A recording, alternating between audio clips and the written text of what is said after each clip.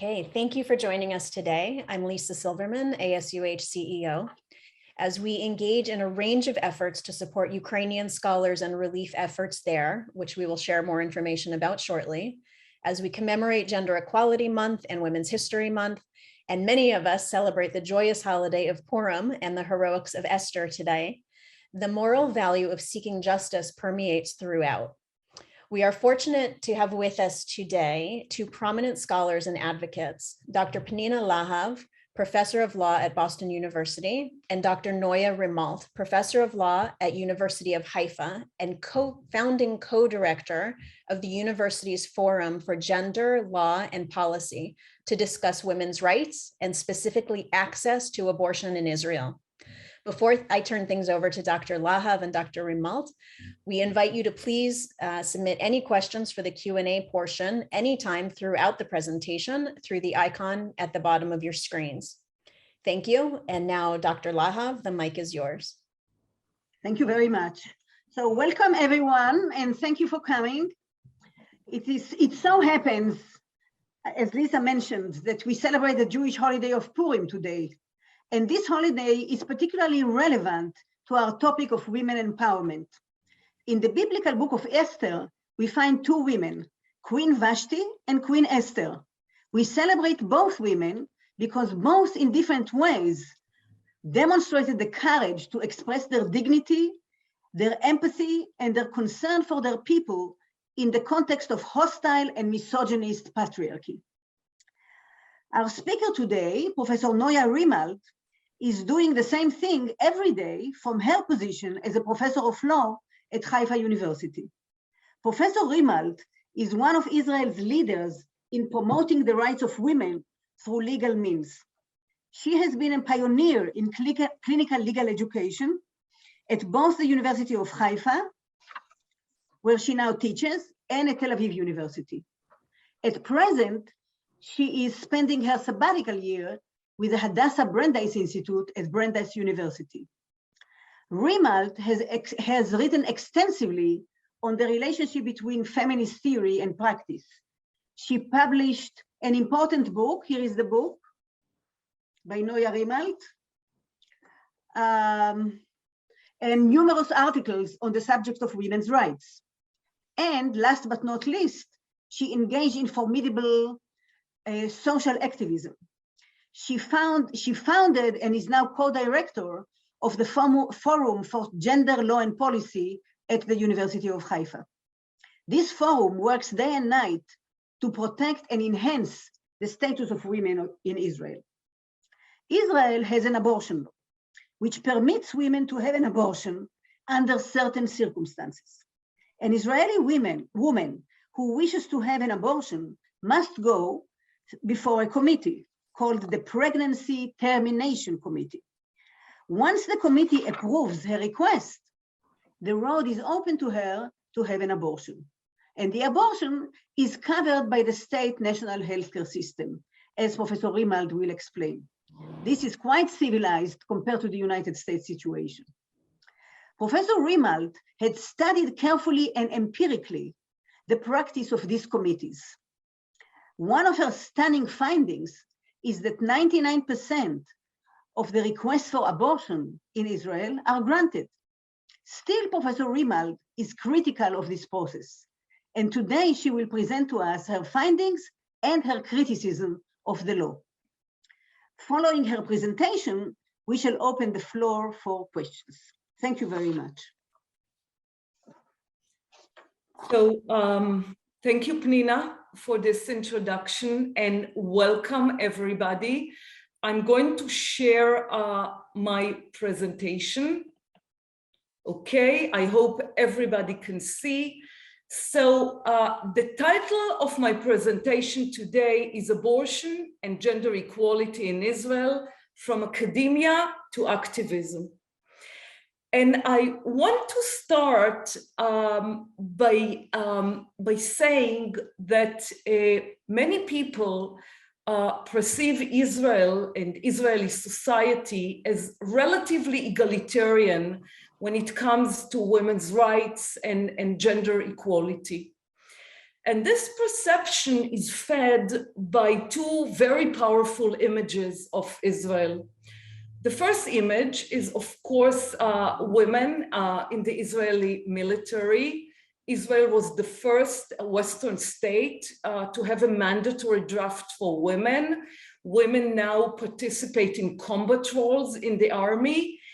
And the image of the female soldier is indeed one of the most powerful symbolic images of what appear to be true gender equality in Israel. Another very powerful image is Golda Meir. Golda Meir was the fourth prime minister of Israel. When she was elected as prime minister in the late 60s, she was the third woman in the world to hold the office of head of state. So two very powerful images that feed or contribute to the myth of gender equality. But the reality, of course, is much more complicated. And let me introduce several facts. So the most recent Global Gender Gap Report ranks Israel as number 60 out of 156 countries in its performance on with regard to gender equality issues. Israel is lagging behind other Western states. In fact, it appears that Israel is moving backwards rather than forward. When this index was first published in 2006, Israel was ranked number 35 out of 153 countries. In three significant categories, Israel ranking are especially problematic: economic participation and opportunity, political empowerment, and health and survival. When it comes to wage equality for similar work, Israel is ranked lower than most third world countries. Israeli women are more educated than men, but they still hold significantly less economic and political power. Last year, women were the majority among recipients of all academic degrees. And at the same time, they earned 68 cents for every shekel a man earned. In the current Knesset, only 29% of its members are women. In the government, all senior positions are held by men. And of course, Golda was the first and last head of state in Israel. And just to highlight the significance of the problem, I want to introduce just another figure that has to do with trends in gender pay gap in the last decade in Israel. And as you can see, progress has been stalled completely. No change whatsoever in gender pay gap from 2010 until today. So what I want to do today is that I want to focus on the question, what can explain women's marginal status in Israel and how it is reflected in other areas of law. And more precisely, I want to explore the roots and consequences of gender inequality in Israel by focusing on the telling example of abortion law. And if you wonder why abortion law, of all areas of law, why to focus on abortion law when we're trying to understand the roots and consequences of gender inequality? So the immediate answer, of course, is because access to abortion on demand is a key, it's a central issue in the struggle for gender equality. The equal status of women in society depends on their ability to have full control over their bodies and to make autonomous reproductive decisions. And put it differently, tell me how your abortion laws look like, and I can tell you where your country stands on matters of gender equality. And more precisely, when we focus on Israel's abortion law, the story of this law sheds light on the legal mechanisms that still sustain and reproduce gender inequality in Israel. So let's uncover the story of Israel's abortion law, and let's try to understand the potential lessons that can be learned in this context. Israel enacted its abortion law in 1977. It was enacted as part of the penal law. What this law basically does, it imposes a criminal prohibition on the performance of abortion, while providing for a few exceptions that, when applicable, would allow a 3-person committee consisting of 2 doctors and a social worker to approve abortion. Specifically, there are 4 possible grounds for abortion. The first ground for abortion is age-related. It determines that if the woman is under marriage age or over 40, the Pregnancy Termination Committee can grant her approval for abortion. The second ground for abortion determines that if the pregnancy is the result of criminal, non-marital, or incestuous relations, again, the committee could then grant permission for abortion. The third ground for abortion relates to potential abnormalities in fetal development. It determines that if the fetus is likely to have a physical or mental defect, again, the committee could then approve abortion. And finally, the fourth ground for abortion focuses on considerations relating to the woman's health. It determines that if the continuation of the pregnancy is likely to endanger the woman's life or cause her physical or mental harm, the committee could then approve abortion. When the law was originally enacted in 1977, it included a 5th ground for abortion, known as the socioeconomic ground for abortion.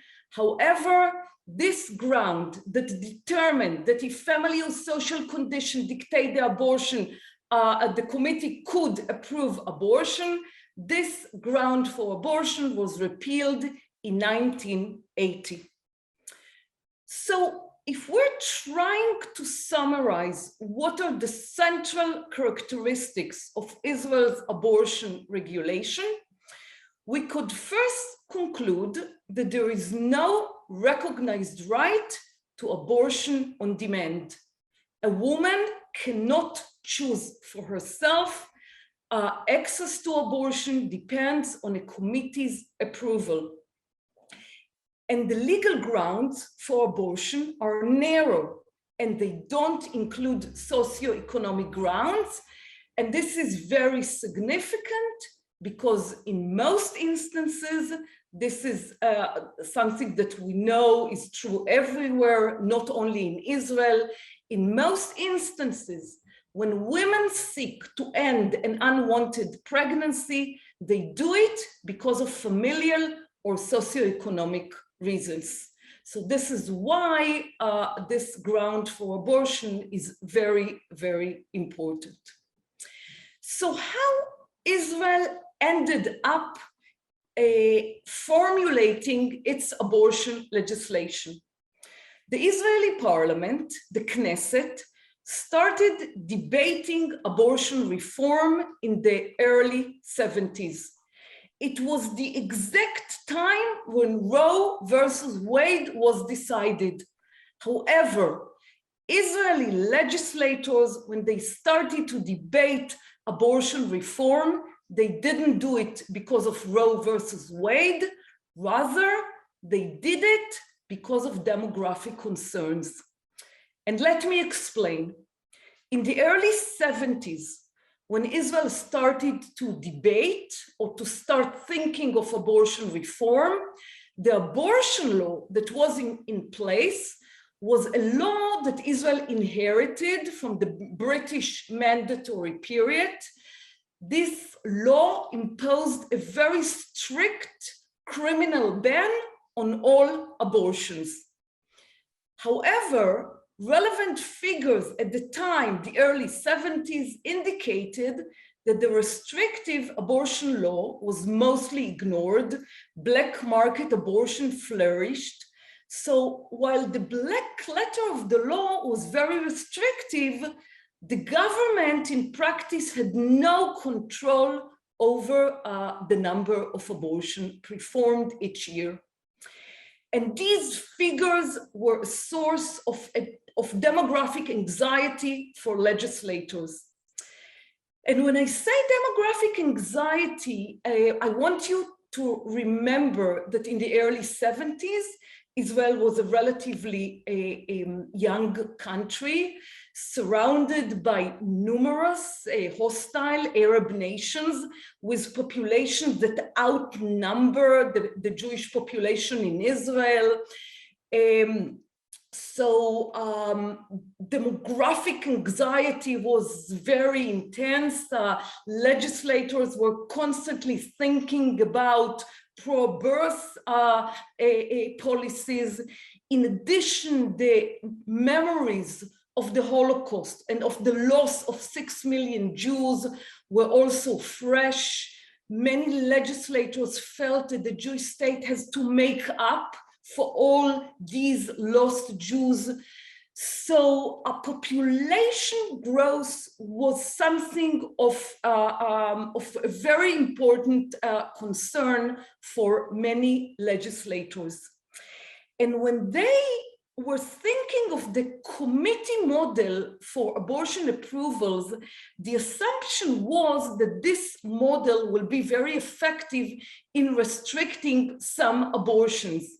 They were assuming that the committees will not approve every request for abortion, and consequently, these committees will protect the country's vital national interest in population growth. At the same time, in the early 70s, it was not only about pro-birth policy, but also about family planning. And this is because legislators wanted to have lots of Jewish kids on the one hand, but they wanted to make sure that these kids are born in the right families that can provide for all their means. So it was viewed as equally imperative to discourage high birth rates among poor Jewish families. Recent data collected in these years showed a correlation between chronic problems of poverty and large families. So when thinking of abortion reform, legislators, the goal was on the one hand, to encourage family planning among the poor, while promoting pro-birth policies among the more affluent. And one of the most intriguing aspects of this debate over abortion reform was that both opponents and proponents spoke the same language. So whether they supported the legislation or opposed it, they focused mostly on the demographic interest of the state of Israel, with hardly no right stock. So it wasn't about the right of the woman to choose. It wasn't about the right to life of the fetus. It was, as I said, about the demographic interest of the state of Israel. And just to give you a sense how this discourse, what it looked like, let me give you two examples. So Minister of Health, Victor Shem Tov, he was the initiator and a strong supporter of this reform. And when he was addressing his fellow members in the Knesset, trying to convince them to support this reform, he was talking about family planning, right? So the abortion reform was perceived as being part of a broader plan for family planning, designed to convince small families to have more children, while families having a multitude of children without having the ability to support and educate them might perhaps reach a more desirable plan for the family. And his opponent, member of Knesset Yaakov Gross from the religious Torah front, a religious member of Knesset who fiercely opposed this proposal for legislative reform.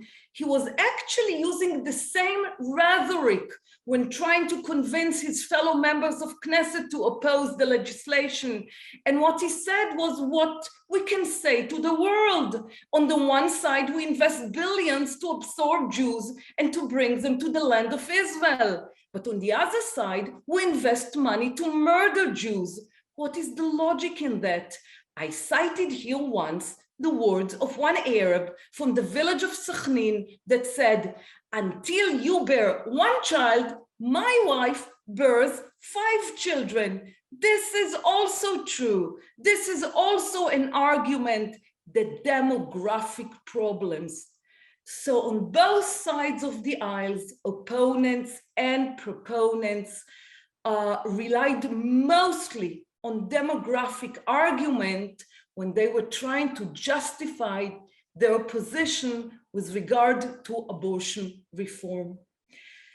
How can we understand that rights talk was so marginal, almost completely absent from this discussion of abortion reform?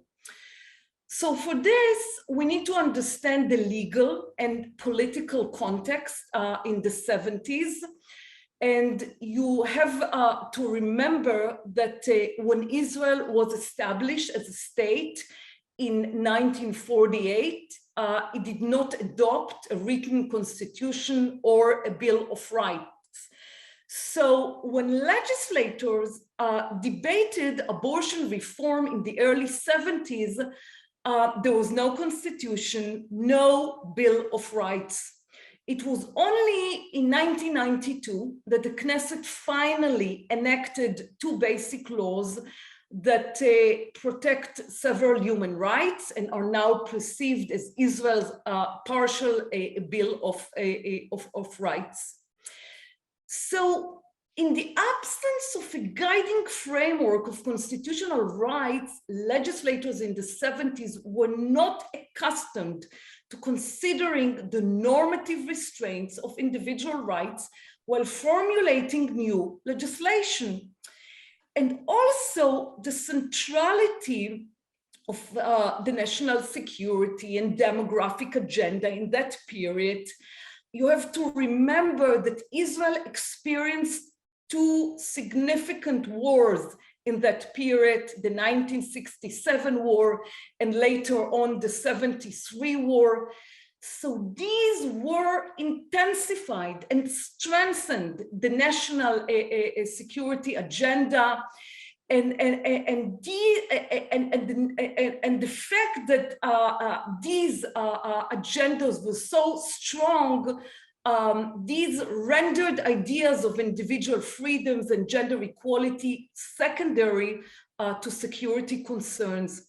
So legislators actually felt very comfortable talking about the demographic concerns of the state of Israel while formulating a criminal legislation that had a clear impact on women's rights.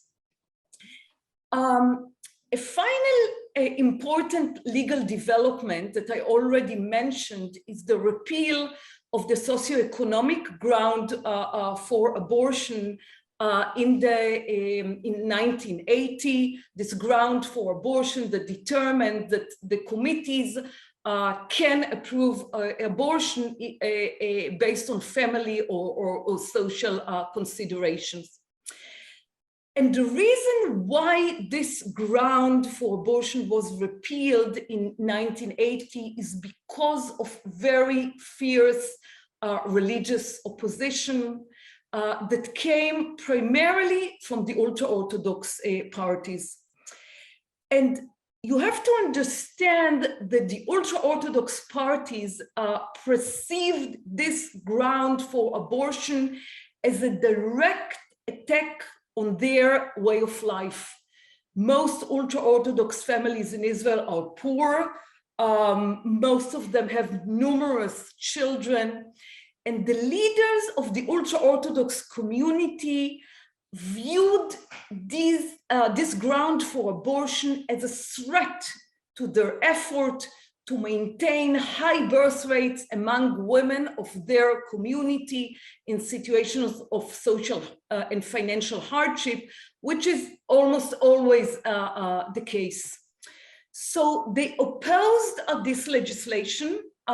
They put a lot of pressure on the government. They were eventually successful in 1980 when this ground for abortion was repealed. This legal change meant that abortion approvals were ultimately restricted to only 4 permissible grounds, and it had an immediate disparate impact on married women.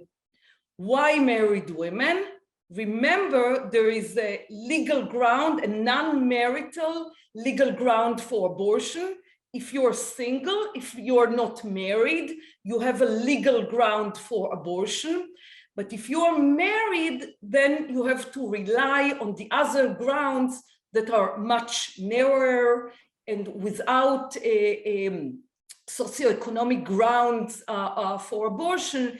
These limit the options for married women, who, as I said earlier, in most instances, the true reason why most women seek abortion is socioeconomic grounds, right? So without it, married women have a real problem in Israel now. And as a result, they're forced to manipulate their way to legal abortion. And when I say manipulate their way to legal abortion, so let me clarify this point by taking a second look at Israel's abortion law. So as we already say, there are 4 grounds for abortion. The first and the third one cannot be manipulated, but the second and the fourth one can be manipulated. Let's take a look at the second ground for abortion, and particularly the non-marital ground for abortion. It applies to single women or to married women who committed adultery. And basically, this ground for abortion opens the way for married women to come forward before the committee and to say, I committed adultery, and then the committee can grant them approval for abortion. Similarly, the fourth ground for abortion, the mental harm ground for abortion, allows married women to come forward before the committee to say that they're mentally unstable and request and get a permission to have an abortion. So basically, this means that the options for married women is, in most instances, is to present themselves as either crazy or adulterous. And this is as part of a culture of lies and humiliation that developed because of a very problematic abortion legislation. And just to give you a sense of how this looks like in reality for women, this is one testimony of a married woman who had to come before a pregnancy termination committee a couple of years ago. And this is what she had to say about this experience. I married with children, and 4 years ago, we got into an unplanned pregnancy. We decided we could not have another child. It also set on economic considerations. When I realized I needed to see a committee, I was shocked. Financial constraints are not considered a justifiable reason for abortion. I had to get confirmation from a psychiatrist that I was mentally incompetent. I thought, what does this say about the children I have? I didn't want to go in that direction. In the end, I lied and said I betrayed my husband. The social worker told me, do you understand the implications? She meant that if my husband wanted to divorce me, there is documented evidence that I allegedly betrayed him. She went on to say, are you lying? And I answered, you are pushing me against the wall. It is a terrible injustice that I have to beg for my body. To lie to get autonomy, I felt helpless. So married women are paying the most significant price for this legislation, but we have to remember that all women are paying a price for this legislation, and the committee procedure is problematic for every woman in Israel. Every woman has to come before a committee of 3 strangers. Every woman has to beg for her body. Every woman has to request permission to end an unwanted pregnancy. So every woman is denied her human dignity, her bodily integrity, and autonomy. And it is clear that as long as this reality persists, gender equality cannot be fully achieved in Israel. And then the question is, how can change be accomplished?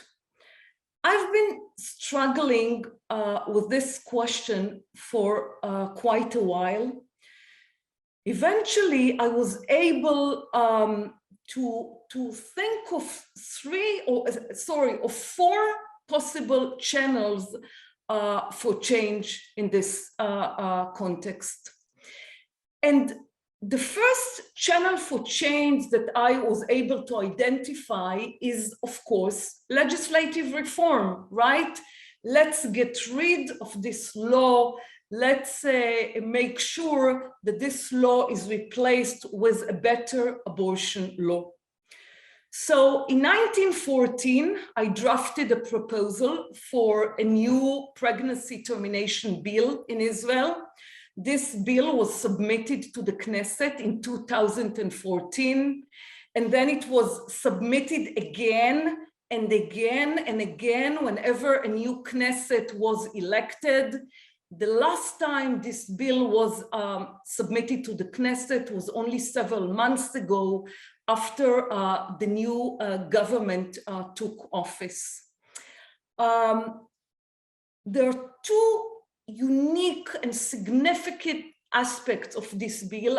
Naturally, I cannot discuss all details and all different provisions, but I want to point especially to 2 significant provisions in that proposed bill.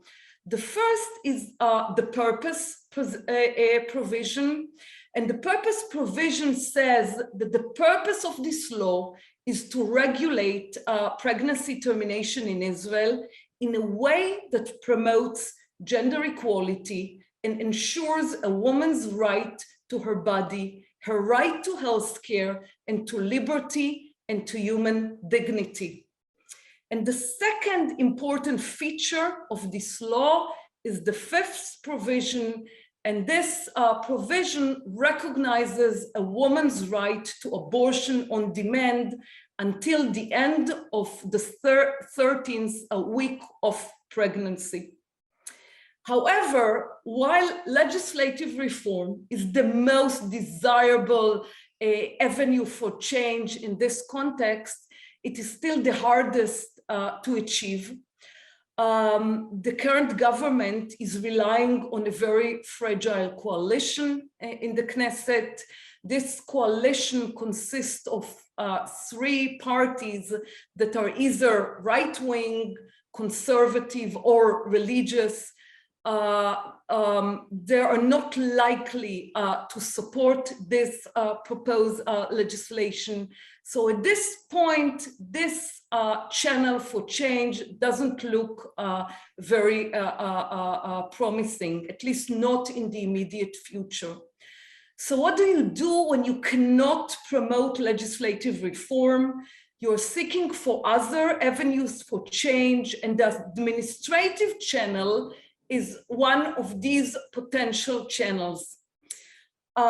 One of the most problematic administrative obstacles today in women's path to legal abortion is the psychiatric evaluation requirement. As part of my research, I discovered that this requirement is anchored in a directive that was issued by the Minister of Health in 1993. Basically, what this directive determines is that the pregnancy termination committees, they cannot approve an abortion based on the mental harm ground unless the woman provides a psychiatric certificate that affirms that she suffers from a recognized psychiatric disorder. The reason why the minister enacted this directive back in the 90s, it was because he wanted to narrow the mental harm ground for abortion and basically prevent the committees from granting approval for abortion in a situation where women came forward and say, I suffer from mental distress. This mental distress results from socioeconomic circumstances. The committees used to grant permission under these circumstances. The minister wanted to make sure they don't do it anymore, so he issued this directive. However, my research also indicated that this is an illegal directive because when you read the penal code, you see that the penal code authorizes the minister to issue administrative regulations only for the purpose of implementing the abortion legislation. But this directive clearly does not implement, it's not designed to implement abortion law, but rather to narrow it. So I was reaching out to the Ministry of Health for quite a while. I was eventually successful. A couple of weeks ago, I had a very good meeting with top officials at the Ministry of Health. I presented my legal argument why this directive is illegal. We had a very good conversation. They are now considering abolishing the psychiatric evaluation requirement. And at least on this channel for change, things look very positive. A third channel for change that we're currently pursuing is the Women's Testimonies project that is designed to make women's voices heard. And what we are doing, we are calling women to share with us their stories about their experience with the pregnancy termination committees. We're inviting them to send these stories so we can post them online. We received until now dozens of these testimonies, And I don't have time to read everything, so I'll just focus on one testimony that we received. I was 15, I was raped. No one knows to this day. I had all the reasons why not. And yet, with the rest of my strengths, I had to stand before this stupid committee and give a speech as if I was going to sell them a startup that they must buy. But if I was not convincing enough, I would remain with the product in my hands, in this case, a baby. So these are the voices of women about their experience with the pregnancy termination committees, voices that it's really, really important that these voices are being heard. And finally, a fourth channel of change that we are currently promoting is the Hotline Project. We started this project only a couple of months ago in cooperation with the Feminist Clinic at Haifa University, and also with two other reproductive rights NGOs, Choose Well and Open Door. And the purpose of this project is to train law students to assist women who are seeking abortion, to assist them with relevant information, guidance, and in relevant cases, even escorting them to the pregnancy termination committees and helping them getting the desired approval for abortion. And all these activities are carried out as part of the Forum for Gender Law and Policy that was established in 2014. And the idea was to use academic knowledge and tools to advance change, and more precisely to do exactly the kind of work that we're doing with regard to abortion rights, to promote legal reform, to inform public policy, to develop and disseminate knowledge in the field of gender equality, to advance gender-related research and teaching, to promote public debate on issues of gender equality. And I want to end on a personal note and say something on the relationship between feminism and abortion activism. I'm a feminist law professor, and of course, one is not born a feminist. You become a feminist, and your feminist consciousness is shaped by your personal experiences in life. And in women's cases, their personal experiences are, of course, rooted in a political reality of gender inequality. So there were many moments in my life that shaped my feminist identity, but the most significant moments of all was when I needed an abortion. I was a young married woman. I got pregnant. It was an unwanted pregnancy, and I wanted an abortion. I was fortunate enough to know somebody who could give me the relevant information, how to manipulate my way to legal abortion. I was also fortunate enough to have the resources to have an abortion in a private hospital. However, I will never, ever forget the moment when I understood that I have no control whatsoever over my reproductive choices, that I was totally dependent on the goodwill of others to decide my fate. And many years have passed since that moment, and nothing have changed in Israel. And more importantly, as we look around to other countries, we see that the story of women's struggle for abortion is still unfolding, and nobody knows how and when it is going to end. What I was trying to highlight today is that just in a gender equal society is defined by its abortion laws.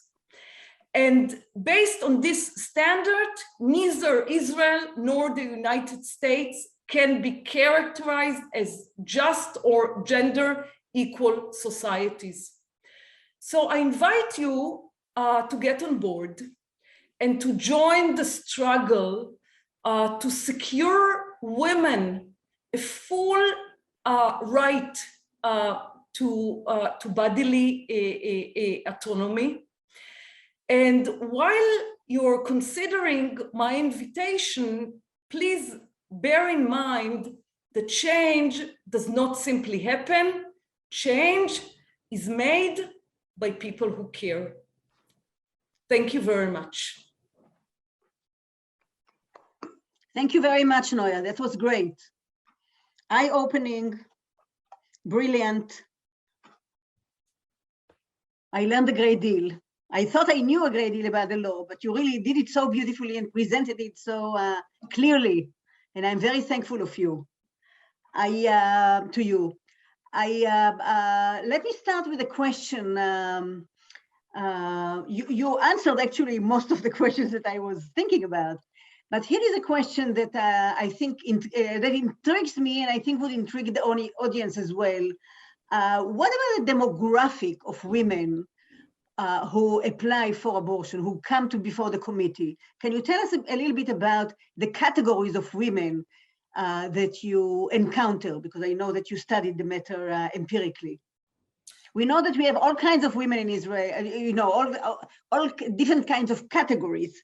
So we have Arab women, we have religious women. They may also want to have an abortion. We may have Ethiopian women. How do we think about it? So what statistics indicate is that women who seek abortion in Israel come from all segments of society. 50% are married. 40% have an academic education. Most women who seek abortion in Israel are not very young. This is not a problem of teen pregnancy. Actually, teen pregnancy are declining in Israel significantly. And this is because I think a very good system of sex education in schools, and also the availability of contraceptives. Contraceptives are actually subsidized by the state when it comes to young women under 20. So teen pregnancy is not a problem in Israel.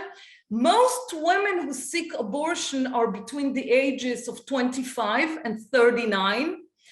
Most of them are Jewish, so less Arabs than Jews. So considering the proportion of Arab women in the population, they seek abortion in less numbers compared to Jews. Among Jewish women, so new immigrants, especially Ethiopian women, still come before the committees in greater numbers, although these numbers are declining as well. And generally speaking, another intriguing phenomenon is that the numbers, the overall numbers of abortion in Israel are declining. So in the past 2 decades, and considering, the size of the population, there is a significant decline in the number of abortions in Israel. This is quite intriguing. And of course, we can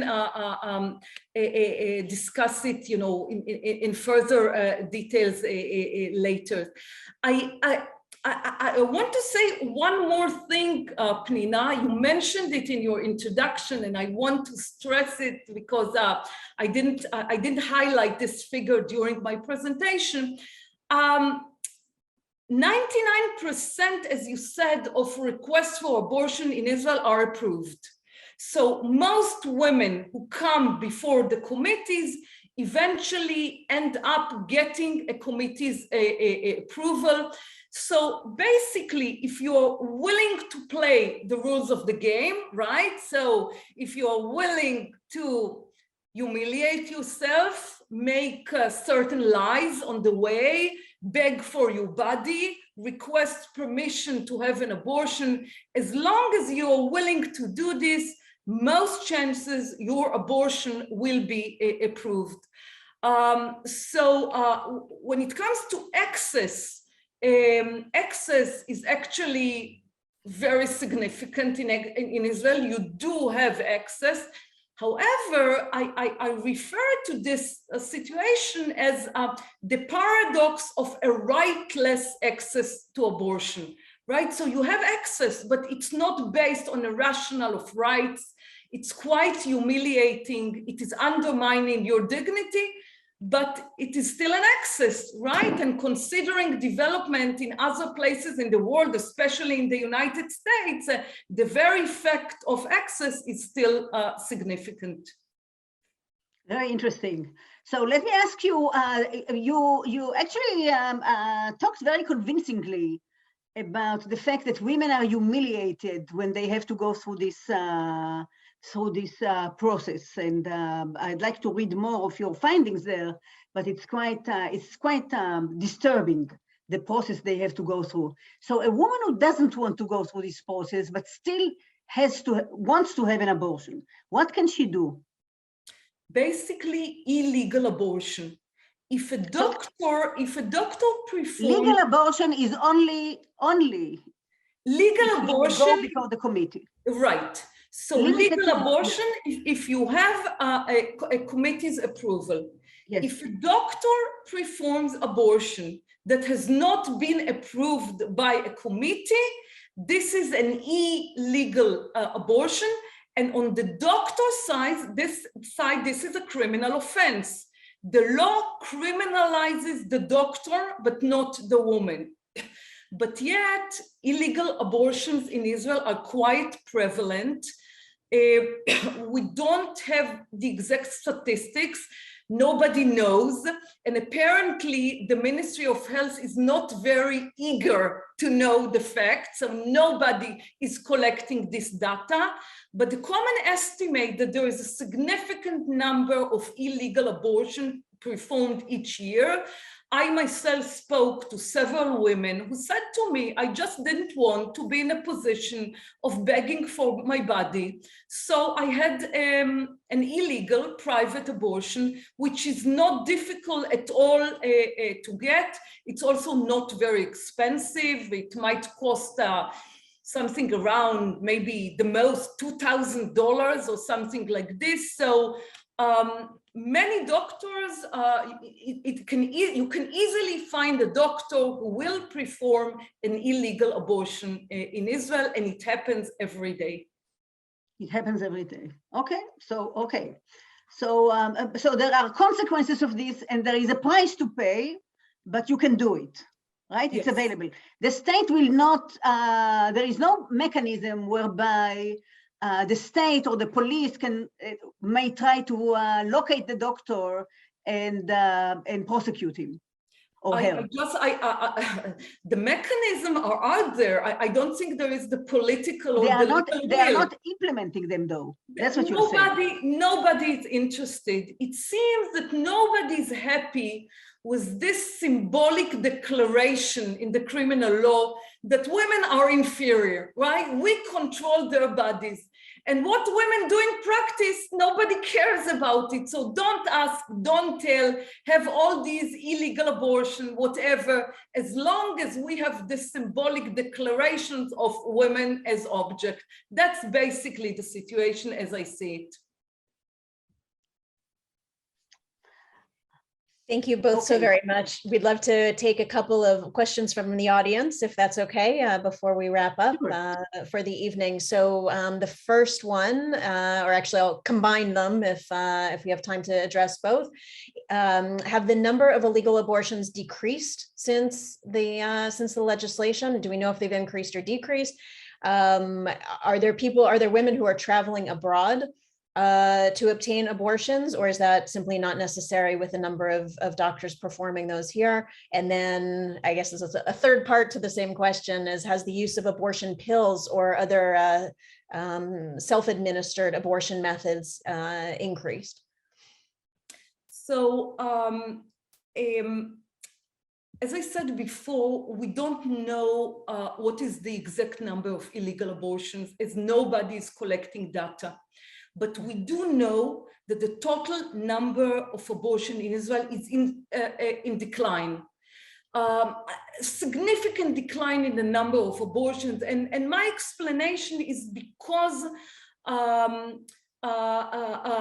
of sex education, as I said, and because of the fact that contraceptives are very accessible, right? So young people, I mean, everybody knows about contraceptives.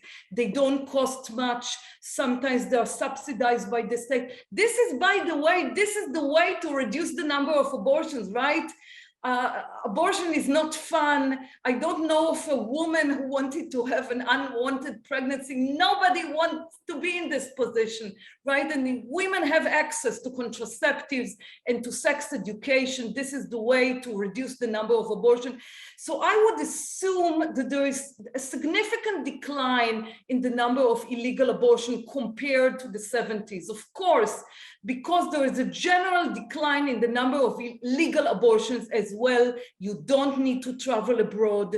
It's not like the United States, where stigma, fear of harassment and violence shy away doctors from abortion, right? So there are so many doctors in the United States that are not willing to perform this procedure because of fear.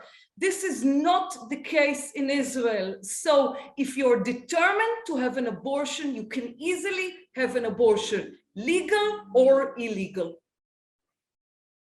Thank you very much. And a final question, is there a country with an abortion policy that lives up to realizing gender equality for women? So there are two good examples. One is Sweden. Sweden allows abortion on demand until the 18th week of the pregnancy. And after week 18, there is a special committee that would allow abortion under special circumstances. Another interesting example is Canada. The Supreme Court of Canada abolished the criminal prohibition on abortion in the late 80s. The Canadian Parliament was not able to come up with an alternative legislation ever since. So that in practice led to abortion becoming a healthcare issues managed by the different provinces. So no federal regulations, certainly no criminal regulations, and most provinces in Canada today have relatively good access to abortion, as I said, viewing it and defining it as a healthcare issue. Amazing. If there are no more questions, I have one more question, but Lisa, you go ahead. No, I'm just worried about sticking to time. So do we have a really quick one there? It's a quick one. You know, it's a quick one. It has to do with the your empirical findings, Noya. You say that 99% of the applications are approved. Tell us something about this 1% that are not approved.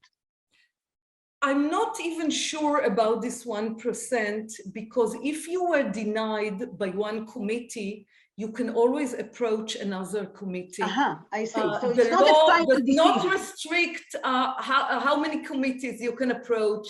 So I think it's almost 100%, basically. As I said, if you want to have an abortion in Israel, you can get one. And the price you're paying, that's a completely different story. Yeah, but it's available. Yes.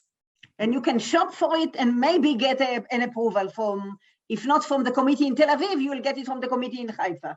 Possibly, yes. Yeah. Thank you so very much. That was so enlightening and so interesting. Absolutely. Thank you so very much, both of you, Dr. Rimalt and Dr. Lahav, for such an engaging presentation and insightful discussion, and Dr. Rimalt for going above and beyond for sharing your personal story as well. To achieve equality, it's crucial that we understand the history and the policies that inform the practices that we wish to change. And we celebrate all that you are both doing through your leadership and implementation to create a more equitable society. If anybody joining us today has any questions for Dr. Rimalt that we were not able to address, please email info@asuh.org and we will respond. And to join us in supporting Dr. Rimalt's work, whether that's research, whether that's advancing policy, or specifically that Hotline Project, or any other University of Haifa programs, please visit us at asuh.org/donate. Please, everybody, stay healthy and well, and we very much look forward to seeing you shortly again.